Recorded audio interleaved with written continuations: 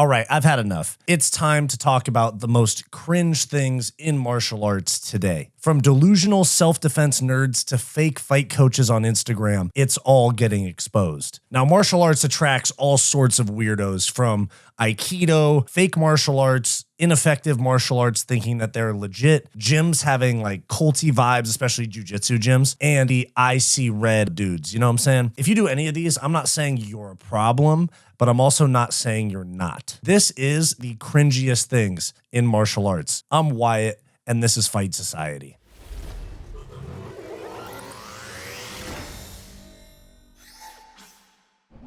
Now, let me get one thing out of the way first. Aikido is not real. It's one of the most delusional martial arts I've ever seen. Many of you are familiar with Steven Seagal teaching tons of UFC fighters secret techniques where they've had to turn off the cameras, like Alex Pereira. And there's endless tales of Aikido failures and that type of martial art testing somebody that does MMA or kickboxing or jiu-jitsu and just getting absolutely smoked.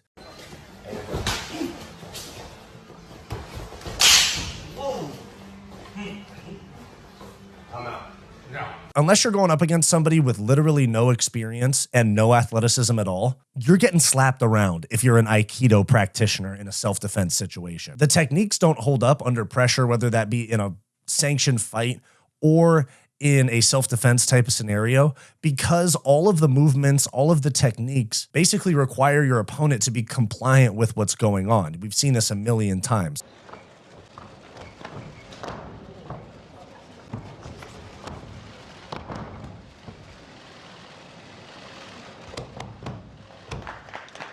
So when you're in a real fight where someone's actively working against you, Aikido and these type of martial arts don't really work. Another very cringy aspect to martial arts is the cult vibes that a lot of these gyms have. Now, mostly this is centered around jiu-jitsu gyms, but it does bleed over into other martial arts as well.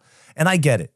Respect the mats, but don't treat Sensei Kyle or whoever it is, like he's a god, like he runs your life, like you have to ask him for permission to do anything in your life. And I've seen gyms like this. I'm looking at you, jiu-jitsu, kneeling in front of your coach like it's a religious ceremony, white belts treating black belts like they're a monk and that they just have all this life experience just because they've been doing it for longer than them. Gym loyalty to the point of weirdness. Like, I get it. Martial arts attracts a ton of weirdos. It's just part of it. But the gym loyalty to where you'd never go to another gym, never stop into another gym on vacation, all that is just so weird. It drives me so crazy. Because let's be real, you're not a samurai in a dojo in Japan in the 1600s, okay? You're doing jiu-jitsu in a strip mall, and it's in between a Goodwill and a Chipotle. The next very cringy thing in martial arts is these Instagram, TikTok type of coaches who have never fought. They have no experience. They just don't want to go get a real job. And maybe they've watched a few animes before,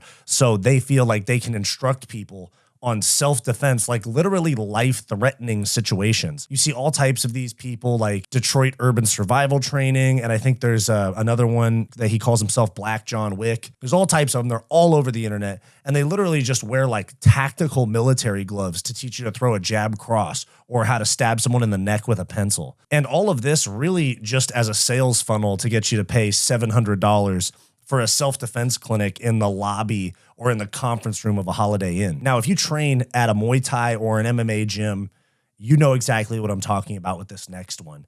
The trip to Thailand, the infamous trip to Thailand. Now, I'm not talking about any Thai lady boys or nothing, like no hate there. That's just something about it. But what I'm talking about is the trip to Thailand and coming back with Muay Thai is my personality after going to Thailand for like a week. I mean, congrats.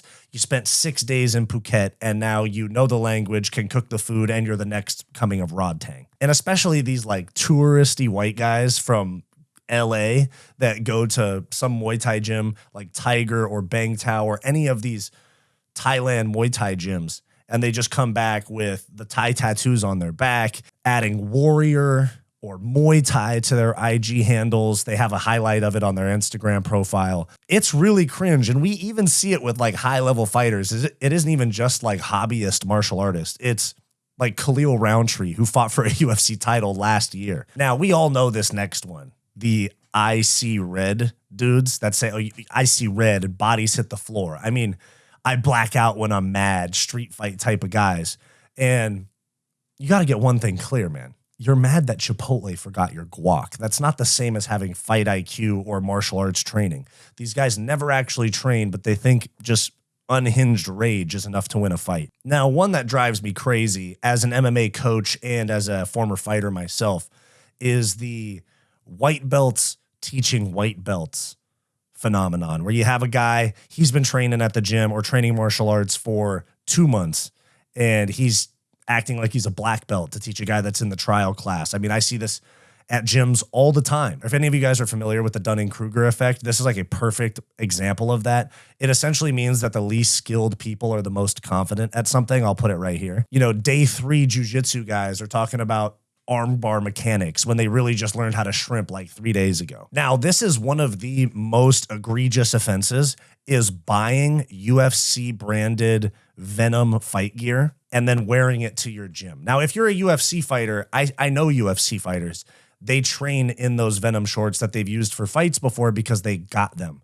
But if you're just somebody that went and you freaking paid like $110 to get custom, oh my God, if you put your name on them too, that's an even further penalty. But these people that spend $110 to make it look like they just fought at UFC 305 or something like that, it's almost like cosplaying as a UFC fighter. And it's really only okay if you literally are or were in the UFC. I mean, besides that, I mean, that's, as Connor says, fanboy beach. Fanboy. The man was a fanboy. He bought t-shirts of mine. I mean, it's essentially like those guys that you see on Instagram that will put on like a full LeBron James Lakers uniform to go play pickup games at 24 Hour Fitness. Now, of course, martial arts is incredible. It's a huge part of my life. It's most of my life, actually. But the cringe is absolutely undefeated. Comment below the cringiest thing that you've seen in a martial arts gym. I'll feature the best ones in part 2 of this video. And if I roasted your martial art, good. Get better. Be better. Did you like this video? Then like and subscribe down below. I also do multiple live streams per week, along with behind the scenes content and members only live streams for our channel members. So become a channel member for access to bonus content. It's only $5 per month and it greatly helps the channel's growth. I also do a podcast with my best friend Bo, and I have a non-MMA channel as well called Wyatt's World. You can check both of those out linked below.